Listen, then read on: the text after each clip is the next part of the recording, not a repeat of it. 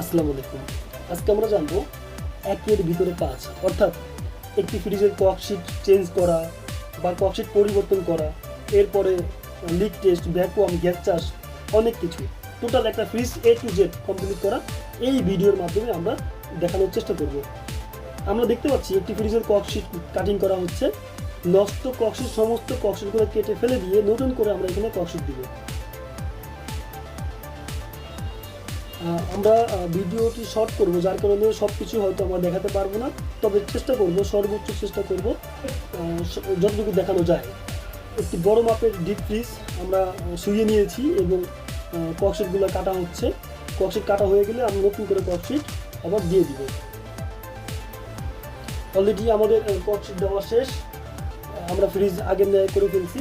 এখন যেটা করব, আমাদের গ্যাস চার্জের যে কাজ, মেকানিক্যালের যে কাজ আমরা করছি এই মুহূর্তে, মাথায় রাখতে হবে প্রত্যেকবার গ্যাস চার্জের পূর্বে অবশ্যই স্টেনার ফিল্টার অথবা ড্রায়ার ফিল্টার চেঞ্জ করতে হবে। আমরা যা করছি, এই ফ্রিজের অলরেডি যে সমস্ত লিক ছিল, লিকগুলো আগে থেকে সারা হয়ে গেছে, লিকগুলো ওয়েল্ডিং করা হয়ে গেছে। এখন আমরা নতুন যে স্টেনার ফিল্টার লাগাচ্ছি, আপনারা দেখতে থাকুন কীভাবে একটি ফিল্টার লাগাতে হয়। এখানে দেখা যাচ্ছে ক্যাপিলারি টিউব এবং একটি এক্সট্রা আউট ক্যাপিলারি টিউব স্টেনার ফিল্টারে ঢুকানো হয়েছে এবং আমরা এখানে ওয়েল্ডিং করব। আপনারা ধৈর্য সহকারে ভিডিওটি দেখুন, আশা করা যাচ্ছে আপনারা পার্ট বাই পার্ট সব পেয়ে যাবেন। মাথায় রাখতে হবে অবশ্যই গ্যাস চাষ করতে হলে বা গ্যাস চাষ করার পূর্বে অবশ্যই এই স্টেনার ফিল্টার চেঞ্জ করতে হবে। পুরাতন স্টেনার ফিল্টার যদি ব্যবহার করা হয় তাহলে অবশ্যই সার্ভিস কোয়ালিটি দিবে না, ভবিষ্যতে চোকিং হবে বা অন্যান্য প্রবলেম দেখা দিবে। স্টেনার ফিল্টারটি কপার টিউবে ঢুকিয়ে দিয়ে এভাবে চাপ দিতে হবে, নয়তো স্টেনার ফিল্টারটি লুজ থাকবে। এভাবে চাপ দিয়ে টাইট করে নিতে হবে। আমরা এখন ওয়েল্ডিং করব। আমরা মিনি টস ওয়েল্ডিং দিয়ে ওয়েল্ডিং করছি। আমাদের কাছে বড় ওয়েল্ডিংও আছে, কিন্তু আমরা সবসময় ছোটোটাই ব্যবহার করি, কারণ এটা রিস্ক কম।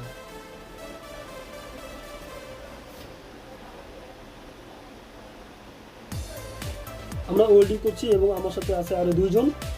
আমরা চেষ্টা করব পুরো ভিডিওটি দেখানোর জন্য। আপনারা ধৈর্য সহকারে পুরো ভিডিওটি দেখুন এবং আশা করা যাচ্ছে আপনারা এখান থেকে অনেক কিছু শিখতে পারবেন। আমরা এই মুহূর্তে যে ওয়েল্ডিং করছি এটা হচ্ছে কপার এবং লোহা মিশ্রিত, অর্থাৎ কন্ডেন্সারটি হচ্ছে লোহা এবং স্টেনার ফিল্টার হচ্ছে কপার। এই দুইটি ধাতবকে ওয়েল্ডিং করার জন্য, যেহেতু এখানে মেটাল আছে, এই জন্য আমাদেরকে ব্রাশ ওয়েল্ডিং করতে হবে, অর্থাৎ পিতল ওয়েল্ডিং করতে হবে। এবং মাথায় রাখতে হবে পিতল ওয়েল্ডিং করতে গেলে ফ্লাক্স অথবা সোয়াগা ব্যবহার করতে হবে, নয়তো আপনাদের পিতল বা ব্রাশ রড গলবে না। ব্রাশ রড বা পিতল গলানোর জন্য বিশেষ করে সোয়াগা ব্যবহার করতে হবে।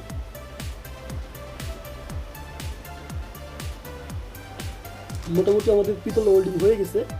এবার আমরা যেটা করবো সেটা হচ্ছে যে এই ওয়েল্ডিংয়ের উপরে একটু ব্রেজিং রড দিয়ে হালকা টাচ করে দিব, যাতে ওয়েল্ডিংটা একটু সূক্ষ্ম হয়, ভালো হয়। দুঃখিত, আমাদের ব্রেজিং রডটা ভালো না, তারপরে আমরা চেষ্টা করছি ভালোভাবে ওয়েল্ডিং করার।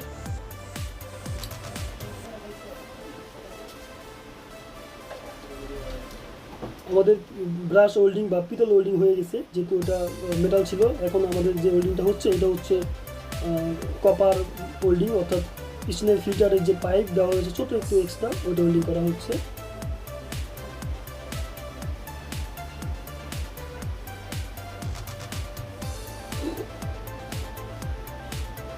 একটা কথা মনে রাখতে হবে, ওয়েল্ডিং করার পূর্বে অবশ্যই ভালো করে ক্লিন করে নিতে হবে।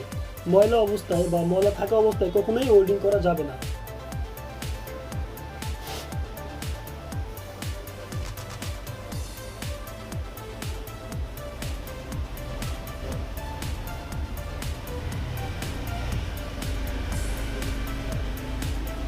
আপনারা পুরো ভিডিওটি দেখুন এবং শিখুন। এটা হচ্ছে স্টেনার ফিল্টারের আরেকটি মাথা, আরেকটি পয়েন্ট, যেখানে ক্যাপিলারি টিউব এবং এক্সট্রা আউট ক্যাপিলারি দেওয়া হয়েছে। এখানে আমরা ওয়েল্ডিং করছি। আশা করা যাচ্ছে এই ওয়েল্ডিংয়ের পরে আমরা বাকি কাজগুলো দেখাবো এক এক করে। ওয়েল্ডিং আমাদের এটা হয়ে গেছে এবং এখানে একটু ভালো করে ওয়েল্ডিং করতে হবে যেন কোথাও লিক না থাকে। আমরা সেই লিকটাও চেক করবো এক এক করে। আমাদের ওয়েল্ডিং করা হয়ে গেছে। এখানে আমরা ভ্যাকুয়াম করার জন্য একটা এক্সট্রা ক্যাপিলারি টিউব ব্যবহার করেছি এবং মাথায় রাখতে হবে যে গ্যাস চার্জের পূর্বে অবশ্যই স্টেনার ফিল্টার চেঞ্জ করতে হবে। এবং যেহেতু আমরা ভ্যাকুয়াম করব, ভ্যাকুয়াম করার জন্য আমরা একটা এক্সট্রা ক্যাপিলারি টিউব এখানে লাগিয়ে রেখেছি। যেহেতু পুরোটা নতুন করে ওয়েল্ডিং করা হয়েছে, আমরা এখন যেটা করব, প্রেসার দিব, পুরো চেম্বারে প্রেসার দিয়ে নতুন যে ওয়েল্ডিং করা হয়েছে এই ওয়েল্ডিংয়ে কোথাও লিক আছে কিনা শিওর হবে। আমরা আউট ক্যাপিলারিটা এখন ওয়েল্ডিং করে দিচ্ছি।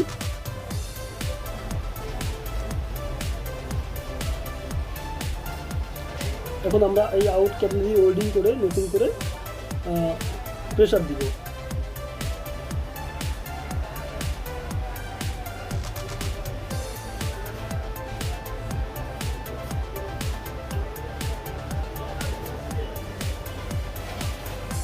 আমাদের আউট ক্যাপিলারি ওয়েল্ডিং হয়ে গেছে। এবার আমরা যেটা করব, আপনারা ধৈর্য সহকারে পুরো ভিডিওটি দেখতে থাকুন। আশা করা যাচ্ছে এখান থেকে অনেক কিছু আপনারা শিখে নেবেন। আমরা আয়না দিয়ে চেক করছি যে এখানে লিক আছে কিনা। লিক নেই। আমরা এখন পুরো ইউনিটে, অর্থাৎ একটি রেফ্রিজারেটরের মেকানিক্যাল সাইকেলের পুরো ইউনিটে প্রেসার দিয়ে লিক টেস্ট করব। আমরা এখন চার্জিং লাইনে হোস পাইপ লাগাবো। অলরেডি চার্জিং লাইনে 9 মিটার বাল্ব লাগানো আছে। আমরা এখন এখানে হোস পাইপ লাগাবো। হোস পাইপ লাগাতে গেলে অবশ্যই খেয়াল রাখতে হবে যে হোস পাইপের যেই মাথায় পিন আছে, অর্থাৎ বাঁকা যেই হোস পাইপের মাথাটা, সেটা আমরা এই চার্জিং লাইনে লাগাবো। এবং এখানে লাগানোর পরে যদি মনে হয় যে লিক থাকে, তাহলে লিক আছে বা থাকে যদি মনে হয়, তাহলে দুটা প্লায়ার একসঙ্গে নিয়ে আমরা একটু টাইট দিয়ে দিব, যাতে করে এখানে কোনো লিক না থাকে। আমরা টাইট দিচ্ছি, হালকা করে টাইট দিব। খুব বেশি টাইট দিলে আমার হোস পাইপ নষ্ট হয়ে যাবে। আমরা টাইট দিয়ে এখন প্রেসার দিব। প্রেসার দিয়ে লিক চেক করব। পুরো ইউনিটে প্রেসার দিয়ে লিক চেক করব। পুরো ইউনিটে আমরা প্রেসার দিব 200 থেকে 250, এর বেশি দেওয়া যাবে না। 150, 200 অথবা 250 PSI, পাউন্ড পাওয়ার স্কোয়ার ইঞ্চি। আমরা একটি হাই প্রেসার গেজ মিটার ব্যবহার করছি এবং হোস পাইপ লাগানো হয়েছে।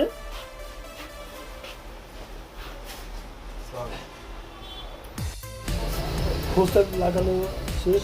আমরা এটি হচ্ছে আমাদের ছোটো একটি ভ্যাকুয়াম পাম্প, যদিও কম্প্রেসর, এটি ফ্রিজের কম্প্রেসর দিয়ে আমরা পার্সোনালভাবে ভ্যাকুয়াম পাম্প বানিয়ে নিয়েছি। এটা ফ্রিজের কম্প্রেসর, কিন্তু এই মুহূর্তে এটা ভ্যাকুয়াম পাম্প। আমরা এই ডিসচার্জ লাইনের মাধ্যমে প্রেসার দিচ্ছি। মাথায় রাখতে হবে যে এখানে প্রেসার দিব টোটাল 200 থেকে 250। অলরেডি 100-র কাছাকাছি, 50-এর কাছাকাছি প্রেসার হয়ে গেছে। অলরেডি প্রেসার হচ্ছে।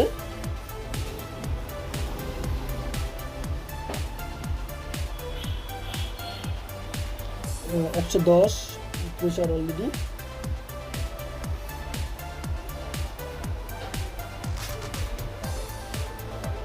পুরো ভিডিওটি দেখতে থাকুন। আশা করা যাচ্ছে অনেক কিছু শিখতে পারবেন এই ভিডিও থেকে।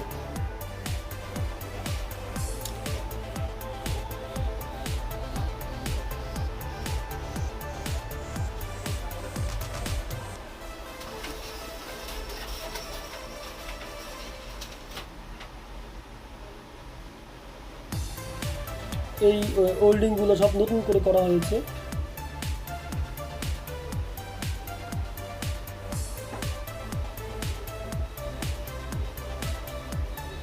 বিশাল আকারের একটি deep fridge, super Ariston company, বড় একটি ডিপ ফ্রিজ। আমরা ডিপ ফ্রিজের ককশিট চেঞ্জ করেছি, লিকগুলো ওয়েল্ডিং করে ফেলছি, নতুন করে এসিনের ফিল্টার লাগানো হয়েছে, নতুন করে গ্যাস চাষ করার জন্য সব কিছু করা হয়েছে। এখন প্রেশার দিচ্ছি এই কারণে নতুন ওয়েল্ডিংগুলোতে লিক আছে কিনা আমাদের জানতে হবে। অলরেডি প্রেশার 200 হয়ে গেছে। আমরা এখন প্রেশার দেওয়া বন্ধ করছি। হোক, সমস্যা নাই, হোক। ওকে, হোক। আমাদের প্রেশার দেওয়া হয়ে গেছে। আমরা 200 প্রেশার দিয়েছি। এবার আমরা লিক চেক করব যে কোথাও লিক আছে কিনা। লিক চেক করবো এই কারণে, নতুন ওয়েল্ডিংয়ে লিক থাকতেই পারে, যার কারণে আমাদের লিক চেক করতে হবে। এখানে কোথাও লিক আছে কিনা আমরা দেখব। প্রত্যেকটি জয়েন্টে লিক চেক করতে হবে। লিক যদি থাকে, গ্যাস বের হয়ে যাবে এবং ভ্যাকুয়াম ঠিকমতো হবে না। ভ্যাকুয়াম তো হবেই না, তারপরেও যদি আমরা গ্যাস ঢুকিয়ে দিই, গ্যাস কিন্তু বের হয়ে যাবে, গ্যাস মোটেও থাকবে না এবং একটি বদনাম হয়ে যাবে গ্যাস যখন বের হয়ে যাবে। আমরা লিক চেক করছি, দেখি আসলে কোথাও লিক আছে কিনা। হ্যাঁ, লিক পাওয়া গেছে অলরেডি।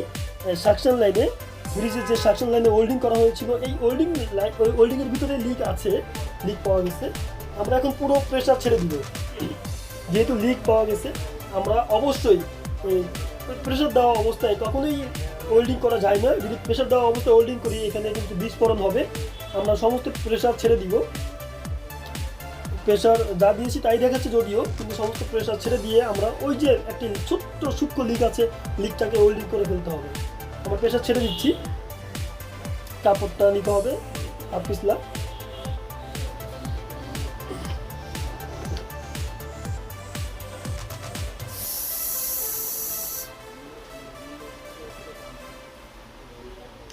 লিক সারবো এখন। সমস্ত প্রেশার ছেড়ে দিয়েছি। আমরা একটি সাপোর্টিং ধরবো সাকশন লাইনে। সাপোর্টিং ধরে এখন আমরা যে সূক্ষ্ম লিক ছিল লিকটা আমরা ওয়েল্ডিং করে ফেলবো। প্রেশার দেওয়া অবস্থায় কখনোই ওয়েল্ডিং করা যাবে না, এটা আমাদের অবশ্যই মাথায় রাখতে হবে। আমরা এখন আবারও যে লিক ছিল ওই লিকটা আমরা ভালো করে ওয়েল্ডিং করে দিচ্ছি।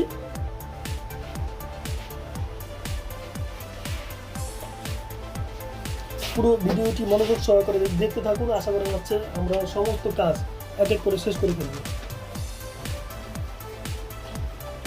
আমাদের ওয়েল্ডিং করা হয়ে গেছে ইতিমধ্যে। আমরা জাস্ট একটু ওয়েল্ডিং করা হয়ে গেছে। আমরা এখন ওয়েল্ডিং করা হয়ে গেছে এবং আমরা অলরেডি প্রেশার দিয়েছি। তো প্রায় প্রেশার দিয়েছি 12 ঘন্টা হয়ে গেছে। কোথাও লিক নেই, প্রেশার কমেনি, কোথাও লিক পাইনি। আমরা এখন ভ্যাকুয়াম করব। আমাদেরকে অনেকে রিকোয়েস্ট করেছে যে আমাদেরকে দুইভাবে ভ্যাকুয়াম করা দেখান, অর্থাৎ কেউ বলেছে আউট ক্যাপিলারি দিয়ে ভ্যাকুয়াম করা দেখান, আবার কেউ বলেছে ভ্যাকুয়াম পাম্প দিয়ে ভ্যাকুয়াম করা দেখান। তো আমরা এখন এই ফ্রিজটাকে দুইভাবেই আপনাদের সুবিধার্থে দুইভাবেই আমরা ভ্যাকুয়াম করব।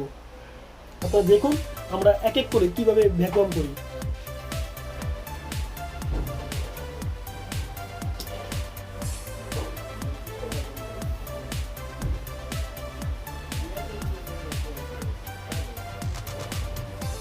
আমরা এখন যে আউট ক্যাপিলারি কেটে দিচ্ছি, আউট ক্যাপিলারি কেটে দিয়ে ভিতরের ময়লা সব বের করে দিব। আউট ক্যাপিলারি দিয়ে ভ্যাকুয়াম করার বড় সুবিধা হচ্ছে যদি কোনো কারণে স্ট্রেনার ফিল্টারের ভিতরে যদি কোনো কারণে ময়লা থাকে, ওই ময়লা কিন্তু ভিতরে যে প্রেশার দেওয়া আছে ওই প্রেশারে বের হয়ে আসবে। সবচেয়ে বড় সুবিধা। আউট কম্প্রেসর দিয়ে ভ্যাকুয়াম করলে কিন্তু কোনো ময়লা বাইরে হওয়ার সুযোগ নেই, কিন্তু আউট ক্যাপিলারি যদি থাকে তাহলে যেহেতু প্রেশার দেওয়া আছে, আমরা যদি এখন এই আউট ক্যাপিলারিটা কেটে ফেলি আপনারা দেখবেন যে কী পরিমাণ ময়লা বের হয়। অর্থাৎ যদি কোনো কারণে এই স্টেনার ফিল্টারের ভিতরে কোনো ময়লা থাকে সেটা কিন্তু ভিতরে যেহেতু প্রেশার দেওয়া আছে, প্রেশারের সাহায্যে বা প্রেশারের মাধ্যমেই সমস্ত ময়লা বেরিয়ে আসবে। প্রেশার বা বাতাস বেরিয়ে আসবে, সাথে ময়লাও বেরিয়ে আসবে। আউট ক্যাপিলারি দিয়ে ভ্যাকুয়াম করলে এইটা একটা বড় সুবিধা, ভিতরে কোনো ময়লা থাকার সুযোগ থাকে না।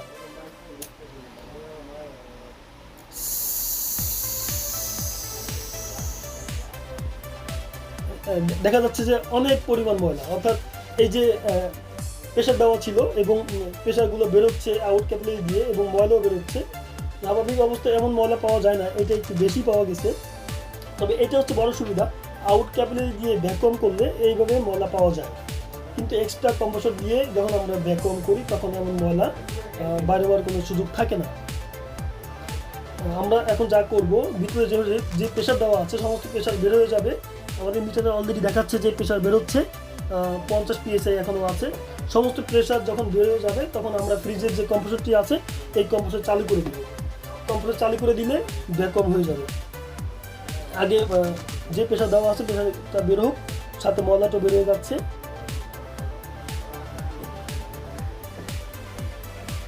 মোটামুটি ভিতরে যে প্রেশার ছিল সমস্ত প্রেশার বের হয়ে গেছে, বাতাস সব বের হয়ে গেছে। এখন আমরা যেটা করব, ফ্রিজটাকে চালু করে দিব। অর্থাৎ ফ্রিজে ইউনিট যে কম্প্রেসর আছে এই ইউনিট কম্প্রেসর চালু করে দিব এবং এখানে অবশ্যই এম্পিয়ার মিটার লাগাতে হবে। এম্পিয়ার দেখতে হবে যে একটি ফ্রিজ সঠিক এম্পিয়ার নিচ্ছে কিনা। আমরা ক্যালাম মিটার লাগাচ্ছি লাইনে।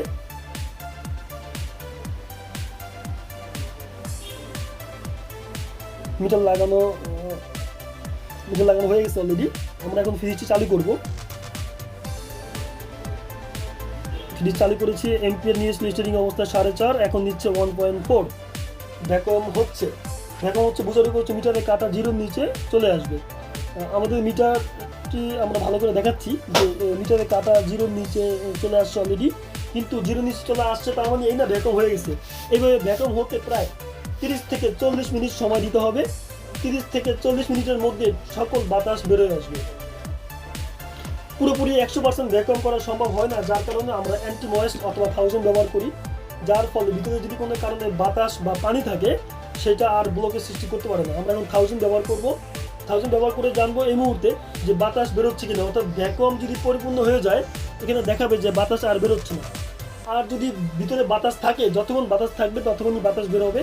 আর বাতাস যদি ভিতর থেকে শেষ হয়ে যায়, অর্থাৎ ভিতরে যদি বাতাস যতক্ষণ থাকে যতক্ষণ বাতাস থাকবে ততক্ষণই বাতাস বের হবে। আর বাতাস না থাকলে কিন্তু বাতাস আর বের হবে না। বাতাস বের হবে না তার মানে বুঝতে হবে যে ভ্যাকুয়াম হয়ে গেছে। তবে আমরা আজকে আপনাদের সুবিধার্থে 2বার ভ্যাকুয়াম করব। এই ফ্রিজটিকে এভাবে ভ্যাকুয়াম করছি এবং একটু পরে আমাদের আউট যে কম্প্রেসর বা ভ্যাকুয়াম পাম্প আছে সেই ভ্যাকুয়াম পাম্প দিয়েও আমরা ভ্যাকুয়াম করব। আপনারা পুরো ভিডিও দেখতে থাকুন এবং শিখতে থাকুন। আশা করা যাচ্ছে এক এক করে সব পেয়ে যাবেন। ভ্যাকুয়াম হচ্ছে, অলরেডি আমাদের ভ্যাকুয়াম হয়ে গেছে। প্রায় 40 মিনিট আমরা সময় দিয়েছি এই ভিডিওর পিছনে এবং এই কাজের পিছনে অলরেডি ভ্যাকুয়াম হয়ে গেছে। আশা করা যাচ্ছে এখন আমরা যেটা করব, আমাদের এই আউট ক্যাপিলারি কেটে দিব। তবে আউট ক্যাপিলারিটা কেটে দিব বলতে, এটা 1000 যখন ফ্রিজটাকে বন্ধ করব অটোমেটিক 1000টা নিয়ে নিবে। হালকা একটু একটু করে বেরোচ্ছে, আশা করা যাচ্ছে সম্পূর্ণ বেরোয় যাবে, শেষ পর্যায়ে আছে। তো এখন আমরা যদি ফ্রিজটাকে ফ্রিজের যে কম্প্রেসর অর্থাৎ ইউনিট যে কম্প্রেসর সেটিকে যদি অফ করে দেই, সমস্ত 1000 টেনে নিয়ে যাবে। যখন সমস্ত 1000 টেনে নিয়ে যাবে আমরা মাথাটাকে ব্লক করে দিব বা ওয়েল্ডিং করে দিব। হ্যাঁ, 1000 টেনে নিয়ে যাচ্ছে। ফ্রিজ বন্ধ করার পরে 1000 টেনে নিয়ে গেছে অলরেডি। এখন আমরা কম্প্রেসর কম্বিনেশন প্লেয়ার দিয়ে পাঞ্চ করে দিয়ে এটাকে ওয়েল্ডিং করে দিচ্ছি। আমরা এখন ওয়েল্ডিং করে দিব। ওয়েল্ডিং করে দিয়ে যারা চেয়েছিল যে আউট কম্প্রেসর বা এক্সট্রা ভ্যাকুয়াম পাম্প দিয়ে কীভাবে ভ্যাকুয়াম করতে চায় বা কীভাবে ভ্যাকুয়াম করতে হয় শিখতে চাই, তাদের জন্য আমরা এখন আমাদের একটি এক্সট্রা কম্প্রেসর বা ভ্যাকুয়াম পাম্প আছে, যেটা দিয়ে আমরা একটু আগে প্রেশার দিয়েছিলাম, ঠিক ওইটা দিয়ে আমরা এখন ভ্যাকুয়াম করব। আপনারা দেখতে থাকুন যে একটি ভ্যাকুয়াম পাম্প দিয়ে কীভাবে ভ্যাকুয়াম করতে হয়।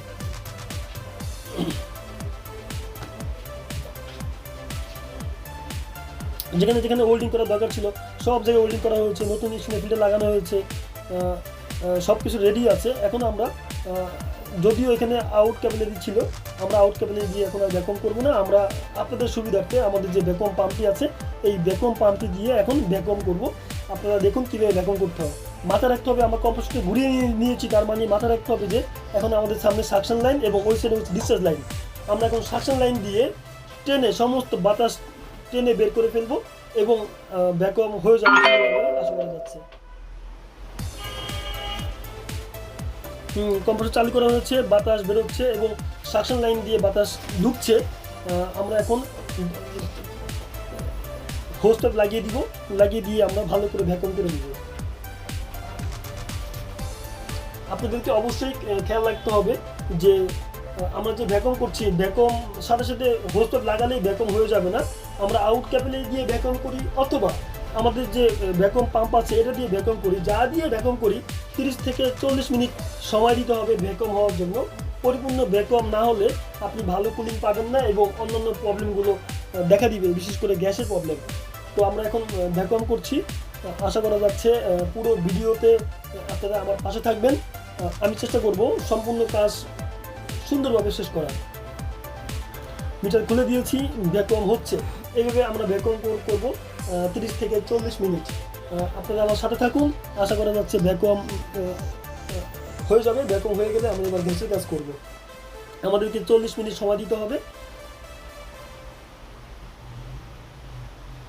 চেপে ধরা হয়েছে, 40 মিনিট ইতিমধ্যে শেষ। অলরেডি 35 থেকে 40 মিনিট আমাদের শেষ হয়ে গেছে। ভ্যাকুয়ামও খুব ভালো হয়ে গেছে এবং এখান দিয়ে আমরা দেখতে পাচ্ছি যে মিটারের কাঁটা জিরোর নিচে চলে আসছে এবং একটু ভালো করে দেখি, মিটারের কাঁটা জিরোর নিচে চলে আসছে। ভ্যাকুয়াম আশা করা যাচ্ছে হয়ে গেছে।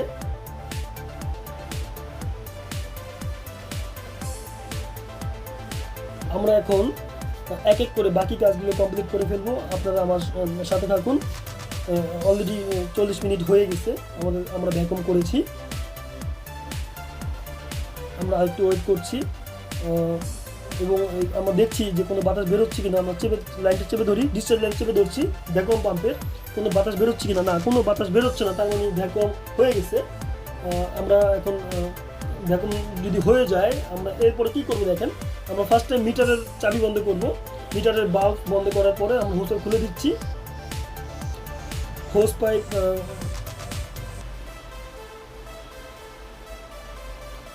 আমরা এক এক করে খুলে দিচ্ছি। আমাদের ভ্যাকুয়াম পাম্প বন্ধ। এবার আমরা গ্যাস চার্জ করব। এখানে হচ্ছে গ্যাস নাম্বার হচ্ছে 600A আর রেফ্রিজারেন্ট 600 নম্বর যে গ্যাসটা আছে সেটা আমরা ব্যবহার করছি এই ডিপ ফ্রিজে। আমরা গ্যাস দিচ্ছি, মাথায় রাখতে হবে প্রথমে যে গ্যাস দিব সেটা হচ্ছে লিকুইড দিব, এবং গ্যাস দেওয়ার আগে অবশ্যই আমাদেরকে হোস পাইপের বাতাসটাকে বের করে নিতে হবে। হোস পাইপের বাতাস যে প্রক্রিয়া বের করা হয় ইহাকে বলা হচ্ছে পার্জিং। আমরা প্রথমে পার্জিং করে নিব। সিলিন্ডার খোলা হয়েছে এবং পার্জিং করা হচ্ছে, পার্জিং করা হয়ে গেছে, অর্থাৎ এই প্রক্রিয়ায় আমরা হোস পাইপের বাতাসটা বের করেছি। এবার আমরা গ্যাস দিচ্ছি। এখানে আমরা গ্যাস দিব লিকুইড, সিলিন্ডার যেহেতু শোয়ানো আছে, কাট করা আছে, এবং গ্যাস দিচ্ছি লিকুইড। এখানে আমরা লিকুইড গ্যাস দিব 20 থেকে 25 বা 30 PSI। এরপর আর লিকুইড দিব না, লিকুইড আমাদেরকে ফার্স্ট টাইম দিতে হবে, অর্থাৎ চার্জিং প্রেশার 20 থেকে 25 বা 30 PSI। মাথায় রাখতে হবে চার্জিং প্রেশার 20 থেকে 25 অথবা 30 PSI। আমরা গ্যাস দিয়েছি, এবার ফ্রিজটি চালু করে দিচ্ছি। হ্যাঁ, এই আমাদের ফ্রিজটি চালু করে দিয়েছি। এমপিএ নিচ্ছে 1.2, ফ্রিজ চলছে এবং মিটারে কাটা অলরেডি জিরোতে চলে আসছে। আমরা এখন আস্তে আস্তে গ্যাস দিব। গ্যাস চার্জিং প্রেশার হচ্ছে 20 থেকে 25 বা 30 PSI। এটা হবে লিকুইড দিতে হবে, এবং এরপরে সিলিন্ডারটি দাঁড়া করিয়ে নিতে হবে ভ্যাপার দিয়ে দেওয়ার জন্য। এখন আমরা ভ্যাপার দিচ্ছি, ভ্যাপার গ্যাস দিচ্ছি, এবং মাথায় রাখতে হবে যে একটা ফ্রিজের রানিং প্রেশার হচ্ছে 5 থেকে 10 PSI, অর্থাৎ একটি ফ্রিজ 5 থেকে 10 PSI-তে কমপ্লিট হয়ে যায়। আমরা দেখছি যে হিট ঠিক আছে কিনা। মোটামুটি কন্ডেন্সারে হিট চলে আসছে এবং মোটামুটি পুরো কন্ডেন্সারে হিট চলে আসছে। গ্যাস দিচ্ছি আমরা অলরেডি গ্যাস প্রেশার আমাদের আছে, দেখাচ্ছি। ওকে আর দিতে হবে না। ওকে, গ্যাস প্রেশার অলরেডি 10 আছে, 8 থেকে 8 বা 9 আছে। গ্যাস আমাদের অলরেডি দেওয়া হয়ে গেছে, এবং আমরা দেখতে পাচ্ছি যে মোটামুটি কন্ডেন্সারের যে হিট আসার কথা সেই হিট চলে আসছে। মোটামুটি পুরো কন্ডেন্সারে হিট চলে আসছে, ভালো হিট চলে আসছে, এবং এটার সাকশন যে ঠান্ডা হওয়ার কথা সেটা হয়েছে, ডিসচার্জ যে গরম হওয়ার কথা সেটা হয়েছে, স্টিলের ফিল্টার যে কুসুম গরম হওয়ার কথা সেটা হয়েছে। মোটামুটি ওভারঅল সব কিছু ঠিক আছে। সাকশন মোটামুটি ঠান্ডা হয়ে আসছে। হ্যাঁ, আমাদের গ্যাস চার্জ করা শেষ। সবাইকে ধন্যবাদ পাশে থাকার জন্য। আল্লাহ হাফেজ, আসসালামু আলাইকুম।